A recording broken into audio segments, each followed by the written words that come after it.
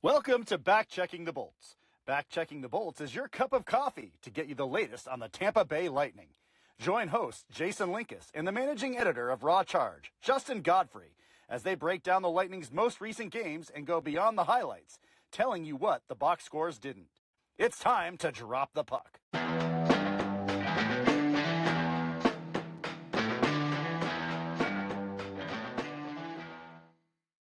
It is Saturday night, February 28th. It's about 11 o'clock in the evening, and the Bolts just concluded, well, let's just say that was a clunker. They just lost 6-2 to the Buffalo Sabers. And you are listening to the Backchecking the Bolts podcast. I am your host, Jason Linkus, and as always, I am joined by the managing editor of Raw Charge. He is Justin Godfrey down in Dunedin, Florida. Justin, when I said that was a clunker, that first period, that was awful. Yeah, here we are. It's a beautiful Saturday night. Just looking forward to some nice hockey action with a well-rested Lightning team taking on the Sabers, who had played the night before. And the Sabers got him out of the gate, got up early, and just kept the pressure on all night long. It started bad, it got worse, and yeah, the Lightning just weren't able to kind of get their game going tonight, and it just was not a fun night of hockey. Both teams came into this game red hot. Since December 8th, Tampa was 22-4-2. Buffalo 23-5-2. So both of these teams came in red hot. You had mentioned Buffalo just coming off of a 3-2 victory down in Florida. So Tampa was waiting for them. They had the rest advantage. But Justin, again, it was early in the first period. This is becoming a little bit of a theme for Tampa, falling behind early. They have a gifted offense. The offense is able to dig themselves out of some holes. They almost did it in Carolina in the 5-4 loss on Thursday. But tonight, once Rasmus Dahlin scored that first goal, it was all Buffalo. The Lightning, it's kind of strange because the Lightning have been probably one of the better first period teams for most of the season, especially during this winning streak. They've really been able to go out and get that lead, build on it, and then close games out. So this performance kind of coming out of the Olympic break hasn't been what we saw over the 20 games or so before the break when they put up all those wins. Even the win against Toronto, it was a slow start for them. Toronto played pretty well that first period. It's just Vasilevsky kind of bailed them out until the offense got going. And then, like you mentioned, a slow start against Carolina, and then tonight it was a slow start followed by a slow middle frame and a slow third period. One of the things I've kind of noticed, especially watching tonight, just in the defensive zone, they just don't seem to be in sync. And what I wonder is if it's partially them integrating in these defensemen again. So you figure Victor Hedman had a couple games in before the Olympic break, but he's still getting back into the flow. You bring back Emil Lilleberg and Charles-Edouard Destou, they're still getting their feet wet too. And it just seems that the defensive pairings and everything aren't quite in sync right now. And I think that's kind of hurting them a little bit. They're not into their game. They're definitely not into their defensive game yet from what we've seen. And it's something they have to fix pretty quickly or else this can kind of get out of hand. They did a good job of building themselves a little cushion so that if they were a little sluggish coming out of the break, everything would, standings wise, they're still fine. They still have 4-point lead on Buffalo and 2 games in hand. So it's not push the red panic button time, but they're about to go on a 4-game road trip that has some pretty tough competition. So they do have to figure out this defensive thing pretty quickly and kind of get back into their style of playing. An 82-game season is a long schedule. There's going to be ebbs and flows, ups and downs. Every once in a while, a team's going to throw in a clunker. Tampa did tonight. Now, the game against Carolina, I thought was a little bit sloppy, especially early. They played pretty well the back half of the game. I thought their goaltending was a little bit spotty on Thursday night. Is this just a case of, hey, every team goes through this, and really this just could be a wake-up call, I think, maybe for the Lightning? What do you think? Yeah, again, I'm not super worried about it. It's a very veteran team, so I do think they'll bounce back. We saw this kind of at the beginning of December before they went on this long run. They had a couple of these just kind of off games. The one thing that really troubled me tonight was I didn't feel like their compete level has been what we've seen all season long. Like even in the Carolina game and the Columbus game that they lost, before the break, you still felt like they were working hard. Tonight, I just didn't see that energy that you normally see from them. I felt like Buffalo beat them in pretty much every aspect of the game. Buffalo wanted this game more. I think they outskated them. They outplayed them. They forced way more mistakes. So that's the one thing that kind of troubled me tonight. I don't think it's going to be a long-term problem, like you said. it's ebbs and flows in the season. There's no way you can be on for 82 games. And even if you were, you'd be exhausted by the time the playoffs came around. So I'm not super concerned about them right now. Hopefully they will, figure things out as they head out on the road. The one bright spot I thought in this game was Johansson when he replaced Vasilevsky after 5-0. He made some pretty good saves. He gave the Bolts a chance. Now, they did have the disallowed goal that would have made it 5-2. The Bolts were never really within striking distance. But if they had any thoughts of competing in this game, Johansson played a pretty good second period. And honestly, I thought he played a pretty good third as well. I think he had 16 saves in the second period, if I remember that stat correctly. But yeah, he comes in cold off the bench. He's tested pretty regularly throughout the period. Makes the saves. He made a couple of, like, really really good saves on solid chances. That allowed Dominic James to get the goal to make it. I think it was 5-1 at the time. You talked about the disallowed goal, so that was kind of just a weird play all together. I mean, Lightning go on the power play. Gensel's down low. He feeds it across the ice to Oliver Bjorkstrand. Goes into the net. On the first glance, it looked like he'd gotten to it, tapped it in, backdoor play. On replay, you see the officials go to the booth and start reviewing it. They show the replay. Melanstein is basically tackling, you could even say slew-footing Bjorkstrand as the puck's heading his way. As he's being pulled backwards, his skate is kicked out from underneath him, the puck hits it and goes in. Now, this is one of those letter of the law kind of interpretations as opposed to the spirit of the law. There was no way it was an intentional kick at the puck. He wasn't trying to redirect it. He was literally getting his legs ripped out from under him. Puck hits the skate. But the officials call it by the letter of the law. They call it a distinct kicking motion. Goals waved off the board. Buffalo goes down and scores 2 minutes later. Yeah, it was literally 2 minutes later because Gensel had gotten a penalty and kicked out of the game, by the way. So really interested in what that was he the actually Alex said. Tuck goal. Yeah, so I was really interested to see what Jake Gensel said to the officials because he was about 20 feet away from him when he got the heave-ho. So it was definitely not, welcome to my Christmas card list.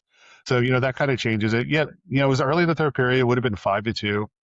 And we've seen this Lightning offense put together 3-4 goals in a 6-minute period. So would they have come back? Probably not, but they would have had a chance. And instead it's 6-1. Hedman makes it 6-2 with his first goal of the season, which was nice to see. But again, yeah, Johansson did give them a chance to at least, get back to their game, which honestly, I don't think they did. They were still making some miscues late in the third. So it was just kind of a disinterested game for him. But at least for Johansson, it's probably a good confidence boost because he did get tested early and often, kind of gets that good feeling going after a rough game against Carolina. Buffalo had 5 power plays in the game, many of those in the second period. Braden Point got into a fight. Somehow that ended up being 4-on-4. I'm still not sure of that. You and I talked about that before we came on the air. But did the Lightning lose their cool there for a bit? Because the second period was just a parade to the penalty box. Yeah, I think they were frustrated. I mean, Gensel was definitely frustrated. It wasn't just that call, that overturned goal that set him off. You can always complain about the officiating. It's like football. Every play you could call holding on. I think they were just a little bit out of their game. I think they were probably frustrated themselves at the mistake that they were making. Then, you miss a couple calls, that boils over. You take some bad penalties.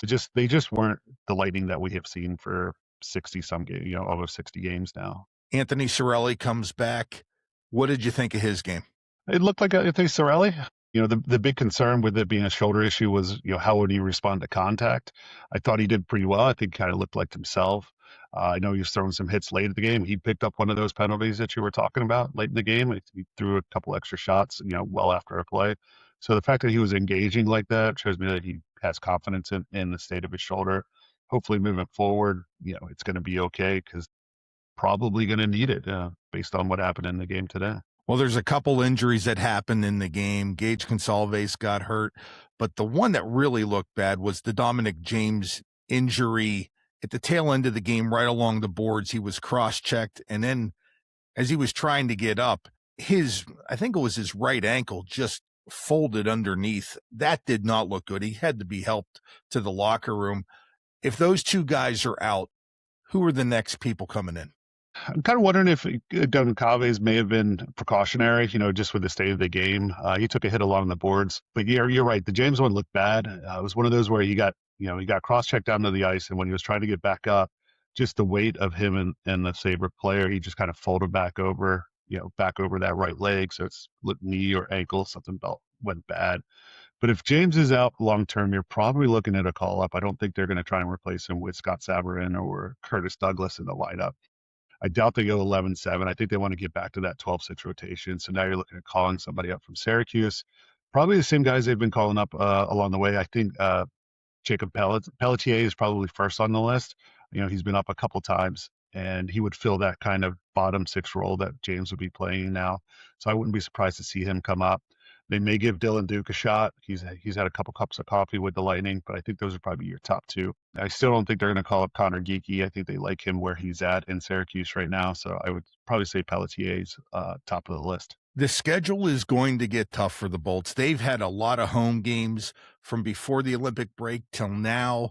They go on a 4-game road trip. They start off, Minnesota's been playing some really good hockey. They are battling for that top spot as Colorado has a tendency to keep falling back in the standings. Then they go to Winnipeg, to Toronto, and then end the road trip playing these same Buffalo Sabres.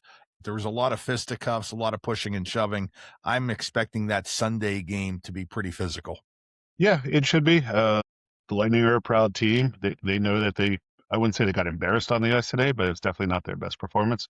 They're going to want to come out and make a statement. I think that game's after the trade deadline, so they may be integrating in some new players, but still, yeah, they're going to want to finish off that road trip with a big win. It gets off to a tough start with Minnesota. They're probably one of the best teams in the West. Maybe the first time we can, use the phrase potential Stanley Cup matchup in our headlines over at Raw Charge, but it's going to be it's going to be the kind of test just because of the style that Minnesota plays. I mean, you got Quinn Hughes on the back playing 28 minutes a game, constantly pushing the puck up. You got scorers like Kirill Kaprizov on there. Matt Boldy, who's probably going to put up a 50-goal season this year. So it's going to be really tough for them out of the gates. You got to face Connor Hellebuck, in Winnipeg. That's not going to be easy. Toronto is never good. Or I should say never easy. And then, like you said, you finish up against this tough Buffalo team. So it's going to be a tough 4 games. It should be a good test to see if they are bouncing back they're going to need their defensive structure back. So if they can go out there and kind of limit the goals against, it'll be a good sign moving forward as they get into that really, really busy March schedule that we've talked about a couple times. On today's pod, we're going to break down the Metro Division teams at the trade deadline. Are they buyers? Are they sellers? We're going to tell you what we think they're going to look for. But before we do that, let's just go around the NHL real quick with some news. Tyler Seguin for Dallas, Justin, is now put on long-term injured reserve. That frees up his entire salary cap for the trade deadline. He's out with an ACL injury. Dallas with no Seguin, no Ranton right now for a couple weeks. They need offense, and I think come the 6th, I think they're going to look to try to supplement some kind of offense to get them through this tough stretch. Yeah, and they did notify the NHL that they're not expecting Seguin back for the playoffs either. So that means they do get to use the full long-term injury relief of his contract if they need to, not only in the regular season but also with the new playoff salary cap. So that's basically frees up $6 million for them if they want to make a run at somebody for this year, and they're going to need it. They're in that conference with the Wild in Colorado, so they're going to make the playoffs. They've got a big enough lead over the 4th place team in the division that it's not a matter of them not making the playoffs, but they're going to want to go. It's been a few years now that, they've been one of the better teams in the West and they kind of just flame out in the playoffs. So they want to get back to the Stanley Cup final. It'll be interesting to see how they navigate the trade deadline now that they have an unexpected, $6 million cushion that they can play with. Another story that is gaining a little bit of steam is Evgeny Malkin of the Pittsburgh Penguins has not yet agreed to a contract extension, but that the Penguins might consider trading him. We're going to talk about the Penguins here in a little bit, but I think that is a little bit far-fetched, the fact that Sidney Crosby's hurt and they are weak down the middle. Justin, Evgeny Malkin is a cornerstone member of the Pittsburgh Penguins. He's a Hall of Famer. I can't see them trading him. Neither can I. I mean, it would have to be such a Godfather offer that Dubas turns down, that Dubas accepts to move him. Yeah, it would be super weird to see him in another uniform. It's kind of like watching Vela Cavalier in a Kings uniform or a Flyers uniform. It just wouldn't seem right. But again, if some team is desperate out there and, is willing to trade multiple first round picks and a prospect, Dubas has kind of been playing that both sides of this trade deadline where he's been a buyer and a seller. I think he's made some really good moves as far as who he's brought in, especially with the Sam Girard deal last week. And then, he's already flipped the defenseman, Brett Kulak. So we'll see how he plays it. Final story is Steven Stamkos. We had mentioned that Pierre LeBrun broke a story that Stamkos would possibly waive his no-trade clause to Tampa, Dallas, or Minnesota. Stamkos has come out and said, hey, I deny requesting a trade. I deny even giving a list of teams. I'm still surprised that story's out there because Nashville is right on the cusp of the wild card. They haven't made the playoffs in a couple of years. Stamkos is having a great season. I don't see any reason why Nashville would want to trade him now. I mean, plus he's making $8 million, not just this year, but for 2 additional seasons. Any team that's going to take him, that's a lot to take on with an older player. Yeah, especially one that's, starting to become a little bit more one-dimensional. We spoke about it on the podcast. We wrote about it over at Raw Charge. And even as I was writing, I think in my, first paragraph, I'm like, this is more just a thought exercise than any actual belief. I think I put my percentage of it happening at 17% or something like that, some weird number. I think it's a fun story to talk about more so than anything else. As you said, Stamkos denied even speaking to Barry Trotz about anything regarding getting traded or waiving his no movement clause. So I think it's just he's the type of player that draws a lot of speculation just with his skill set. Nashville, they started the season off slow. It hasn't been the success that they had been hoping for when they brought in Stamkos, Brady Shea, and Jonathan Marchessault. So, of course, they're, after last year's disastrous season, everyone thinks they're going to want to blow it up. And I think, honestly, the best thing for them now is to stay the course. They're starting to gel together. I know Marchessault is still kind of struggling a little bit. But again, he's got one of these contracts that nobody's going to want to take off their hands. When we talked about, the possibility of reunion between the Lightning and Stamkos, they'd have to buy out at least, I think it was 33% was the best I could come up with as far as the most minimum number for him to be able to fit under the salary cap. And for Nashville to eat that much money for 2 more years, what are you giving up in prospect wise to make them buy off that? I think it was like $2.6 million that would make it work. It doesn't seem like a right situation. Now, that being said, we've seen players come out and deny trade talks only to be traded 3 days later. So Stamkos is also the ultimate team player, so he's not going to cause any stir in the media by demanding a trade or anything like that as well. So, he'll play the good soldier. And if Trotz comes to him, maybe they have the discussion next week or this week at some point. It'll be interesting to see how it plays out. If anybody moves from Nashville, it's probably Ryan O'Reilly, but again, they're in this playoff hunt, and there's no real reason for them to be sellers right now. Well, we do have the March 6th trade deadline coming up. Justin, let's take a look at the Metropolitan Division. Let's take a look first at the team that's leading the Eastern Conference after being victorious today. It's the Carolina Hurricanes with 82 points. They are 9 points clear of the Pittsburgh Penguins and the New York Islanders. They have a boatload of cap space. They just re-signed Brandon Bussi to a 3-year deal, a very cap-friendly deal. But do they still need goaltending, and what other positions could they be looking for? It's interesting. They always end up with all this cap space. They make all these big deals, they make all these big trades, and then they're like, oh yeah, Carolina can take on a $12 million player or something like that. What I think I don't know if they can do anything too much long term. They do have, in addition to Bussi's extension, they also have extensions kicking in for Jackson Blake and Logan Stankoven, which are pretty pricey, and they're going to eat up a bunch of the cap moving forward. That being said, I think they need a finisher. They generate all these shots and all these chances, but from time to time, they kind of struggle in regards to actually putting the puck in the net. Maybe a Jordan Kyrou if St. Louis is really looking to blow it up. Somebody could put it in the net. I think one name we kind of discussed a little bit would be Elias Pettersson out of Vancouver. I think the numbers would still work, even though he's making an ungodly $11 million a year for the next 5 or 6 years or whatever his contract still goes out for. One of the things that Carolina has in addition to the cap space is they actually have some decent resources. They got 4 first-round picks over the next 3 drafts. So that's, a rebuilding team wouldn't mind having some of those picks. Jesperi Kotkaniemi is he's been rumored on the trade block as well, and that would free up about $4 million in cap space. So I think they could go, four. I could see them going for a top six forward, and maybe securing up that goaltending situation. Could they go after Sergei Bobrovsky, knowing that they only have to pay him for the rest of the year? If Montreal does something with their goaltending and Sam Montalban becomes available, is that somebody they go after? I don't know if Busey's there long term, or Peter Kochetkov, who is the other netminder right now. It seems like they've moved on from Freddie Anderson. He's a free agent at the end of the year. He hasn't been getting a lot of playing time. So I think they're looking for a long-term goaltending solution and maybe a top six forward. The one thing with Carolina is they will make big deals. They're not afraid to do it. A couple of years ago, they made the trade with Pittsburgh for Jake Gensel. He was the highest priced winger on the market. He was the coveted one. They went out and got him. They also went out and got Mikko Rantanen, but then they found out that Rantanen didn't want to play in Carolina, and they smartly traded him to Dallas and were able to get some first-round picks for him. Carolina is willing to go for it. You and I had mentioned Pettersson. I just don't know if they're going to be willing to take on an additional 5 years.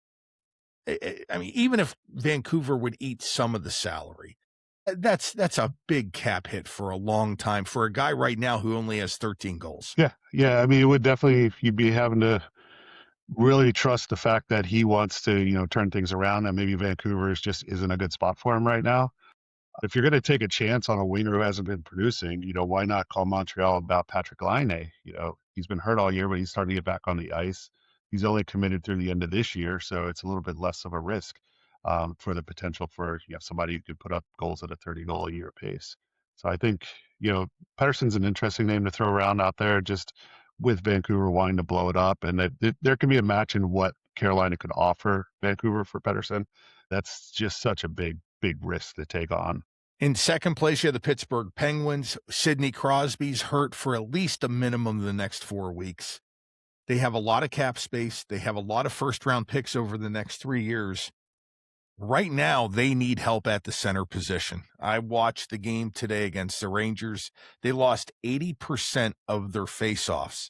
That is hard to do. Rickard Rakell, who's a winger, went 0 for 10 in faceoffs. He won as many faceoffs today as I did. Yeah. I mean, the fact that you have a winger taking faceoffs to begin with, kind of shows where you're at right now. It's been an interesting year. I don't think anybody in Pittsburgh expected them to contend this year. This is going to be kind of the blow it up year, maybe do a quick retool instead of a full rebuild so that you could get something for Crosby before he's done as far as his career. But now that with the way they've played, do you go all in for one more run for Sidney before, his contract's up? It's going to be tough. That Eastern Conference isn't going to be easy to get through. The Metropolitan, maybe a little bit more so than, if they were in the Atlantic. But, I could see them maybe surprising some people with a big deal. I think Dubas, as I mentioned earlier, has done a good job of playing both sides of the buyer-seller role. I think if they want to go forward and make some noise in the playoff, then they're going to have to pick up some of that scoring depth down the middle. The one player I could see them going after is Vincent Trocheck. They were interested in him a few years ago, and when he was a free agent before he signed with the Rangers. He's also a local kid, so I could see them going after him. Talk about a face-off guy. Guy wins 55% of his draws, so it would fit. But the Penguins are going to have to take on some salary in order to do that. I'm just not sure, like you had mentioned, is Kyle Dubas willing to do that? Now let's go to the Islanders. The Islanders are the team that, hey, I don't think we expected them to be here quite this early. Patrick Waugh has done a phenomenal job. Are they just happy to be here, or are they going to go out and be buyers? I think they're going to go out and be buyers. I mean, they're making a run for this thing. They've already made a couple small trades. I mean, Lightning fans will be familiar with the name Andre Palat. The Islanders went out and grabbed him before the Olympic break. He's put up a goal and 2 assists in the 7 games he's played so far. They still need some more offensive help. I mean, they're 25th in the league at 5 versus 5 goals. I think they're scoring about 2.28 per game or something, which is 25th in the league. Their power play is at 16%. They need some help there. So I could see them going out trying to bring in some offense. I mean, they're probably going to be in the Vincent Trocheck sweepstakes as well. I know we kind of poo-pooed Bobby McMahon last podcast when we were talking about Toronto. the kid does have 19 goals this year. So he has been scoring. He's been scoring, he's been playing a top six role. So maybe he can keep that magic rolling. We saw San Jose go out and get Kiefer Sherwood, who's having a great year, kind of out of the ordinary. So maybe McMahon's the Eastern Conference version of that. I could see the Islanders going after him to kind of help it with that offense. Again, Trocheck's going to be on their list. Do they go out and make a deal with St. Louis for Robert Thomas or somebody like that? You never know. I wouldn't be surprised to see them go kind of all in and make a big splash over the next 4 or 5 days. The Washington Capitals sit 2 points out of a playoff spot, but only 2 points behind the Islanders. They've been slowly creeping up. They haven't made any trades lately, but one guy they got back in the lineup is Pierre-Luc Dubois, who could give them some much-needed scoring. Most of this year, they have lacked talent, honestly, outside of their top line. Tom Wilson's been really good. They need some help on that second and third line. You had mentioned to me before the show, how many more years does Alex Ovechkin have? They're probably going to go all in. Yeah, they're kind of in a weird spot right now. Yes, they're 2 points out, but I think they've played the most games in the Eastern Conference. If I'm not mistaken, they may be up to 62 games played now. Are they really in the running, or is it a bit of a mirage since they've played more games than other teams that they're chasing?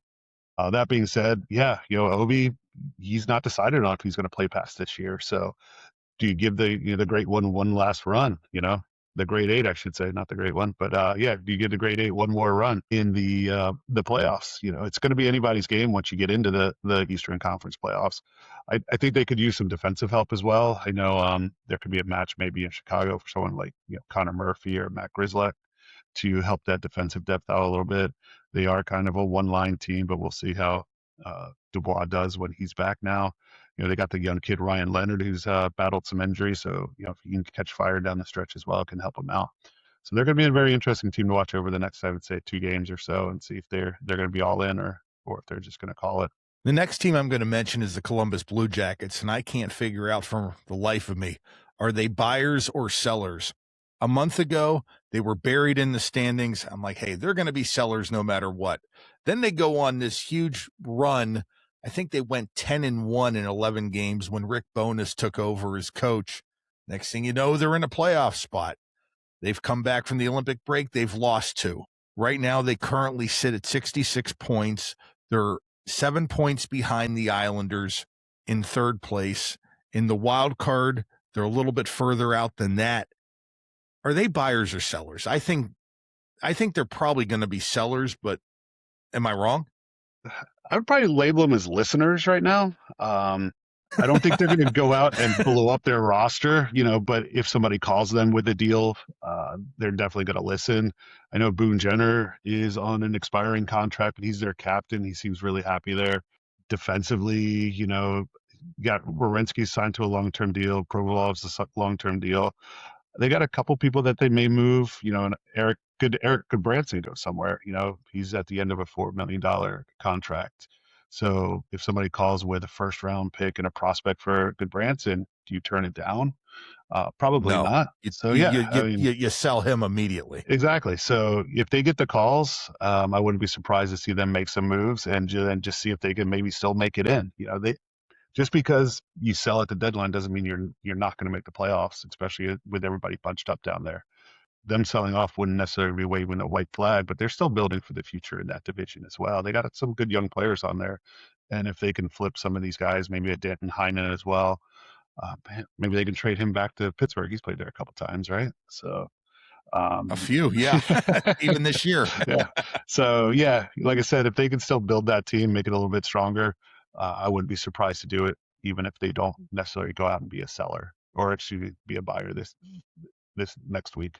Sitting 1 point behind Columbus are the Philadelphia Flyers.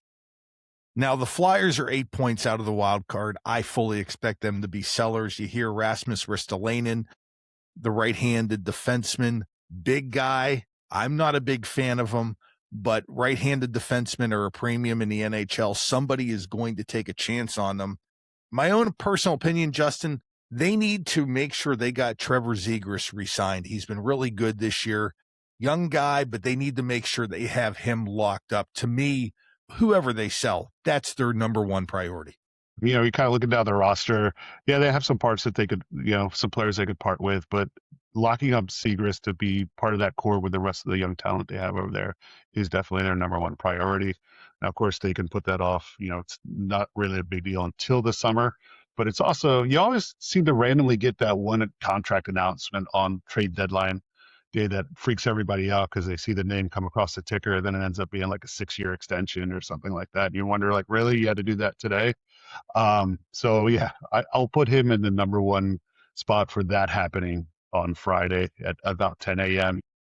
The headline, Trevor Zegras, and then all of a sudden, oh no, he's signed a new deal. So I don't think they're gonna be a buyer for sure. I mean, they've fallen out of the playoff race. So, again, they got some players that you could probably move. Somebody like a Nick Sealer, yeah, he's signed for 2 more years, but it's a hit. Ristolainen, you talk about, which I think that's a yearly occurrence as well, is the Rasmus Ristolainen trade talks, and then they never see them come through. But somebody like maybe even one of their younger guys like Bobby Brink, I know his name's popped up with a few different teams. He's going to be a restricted free agent at the end of the year. 24-year-old winger, has a little bit of offensive talent, plays the hard games. A team that's a kind of guy that Breezeball has been known to go after. A younger, soon to be RFA. That he can lock in for a couple years. So, maybe there's a deal to be made with the Lightning there to shore up some of their offensive needs. 2 teams that are buried in the Metro, and 2 teams, honestly, that I'm a little bit surprised are in this situation, especially the New Jersey Devils. I think a lot of people thought the Devils would come back to life and really jump up in the Metro Division. Now their general manager and coach are both on the hot seat. Tom Fitzgerald, the general manager, Sheldon Keefe, the coach. I'd be shocked if both of them are there at the end of this year. Justin, with that being said, when you have a general manager on the hot seat, are they going to truly sell, or are they going to, I'm not saying they're going to buy, but are they going to just sort of stand pat? I think he sells. You can't go into this deadline thinking you're going to get fired. I think you got to think you're going to be here next year and just chalk up maybe this year to some injuries. I know the Luke Hughes injury really hurt them. I was surprised when I looked up to see how far they had fallen in the standings. I did think they were a lot closer and still kind of into it. They've already kind of, thrown the white flag up a little bit with the Andre Palat deal. Yeah, he wasn't, the top 6 forward that they had hoped he would be, but it's still, he's a veteran guy that does well in the playoffs. Trading him before the break kind of signaled to the rest of the league that, yeah, we're out of it. They have a couple pieces they could move. Luke Glendening, he's a right shot centerman who wins a lot of faceoffs. So, hey, Pittsburgh's looking for a faceoff guy. You never know. Pick up a veteran for, what would be a mid to low round pick. It's weird to see Dougie Hamilton's name come up in trade rumors. He's got 2 more seasons after this at $9 million. They do have some young defensemen out there, but I don't think they're exactly stacked on the blue line. So to see his name come up, it's kind of interesting. Be weird to see what he would garner. But yeah, I think they maybe talk about some few trades, but I don't know if they actually pull anything off, just looking at their roster right now and what's out there, what people need. So yeah, I think they kind of stand pat like with the rest of the team, unless they're blown away with a deal for somebody. The Rangers are in the cellar with only 53 points. They've already traded Artemi Panarin. We mentioned Vincent Trocheck's name. Last episode, we mentioned Jonathan Quick's name. I'm imagining pretty much everybody's available on the Rangers right now. Yeah, I think unless your name's Igor Shesterkin, you're probably available. Like that goes for Adam Fox. That goes for, Alexis Lafreniere. I'm pretty sure they would love to unload JT Miller's contract for the next, decade or whatever he signed for, at $8 million a year. I'm sure they're listening on everyone. I did like the move they made this week where they picked up Ty Cartier off of waivers from Seattle. He's a young player. He's going to get more playing time in New York. So I think they are committed to this rebuild again. They're going to give some young kids some playing time. So it'll be interesting to see what they do down the stretch. Does somebody go after Taylor Radish for, some bottom 6 scoring? Can they move one of their defensemen? They do have a bunch of guys signed long-term, but, Braden Schneider, again, he's one of these young kids. He's a young defenseman, right shot defenseman who's 24 years old. He's going to be an RFA. He's definitely probably going to be attracting some trade attention for teams looking to help out with the defensive depth. So I don't think any offers off the table for New York right now, and they'll be willing to move some more players over the next couple of days. Justin, what's going on over at Raw Charge? Just published the recap for tonight's debacle prior to going on air here. We'll be working on some more stuff. We did get that.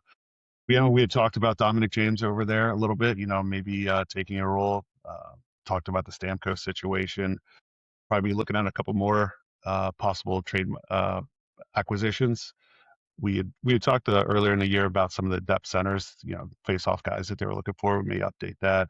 And then look for some defensive depth as well. So we'll be doing some trade breakdowns, of course, covering anything that does happen during the week. And yeah, just keeping everybody informed on what the Tampa Bay Lightning are up to. Our next podcast here on Backchecking the Bolts will be on Tuesday. We're going to preview the Bolts 4-game road trip. We're going to preview the games Minnesota and Winnipeg. They travel to Winnipeg on Thursday. We're going to preview both of those. We're also going to take a look at the Western Conference and see who are going to be buyers and sellers with the trade deadline coming up on the 6th. Should be interesting. We'll know a little bit more, and probably some trades will have been made by then. We're going to see if the Bolts can get the ship right.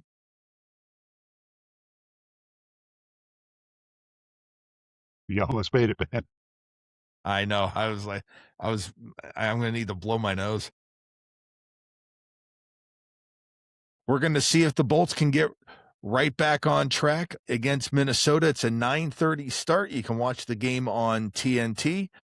Here at Backchecking the Bolts, you can follow us at pretty much everywhere. Facebook, Twitter, Instagram, YouTube, you name it, we're there. For the managing editor of Raw Charge, Justin Godfrey, I'm Jason Linkus. Thanks for joining us today, and go Bolts. Bolts. Thank you for listening to Backchecking the Bolts. We are free and available on all platforms, including Apple, Spotify, iHeartRadio, Amazon, YouTube, and Deezer.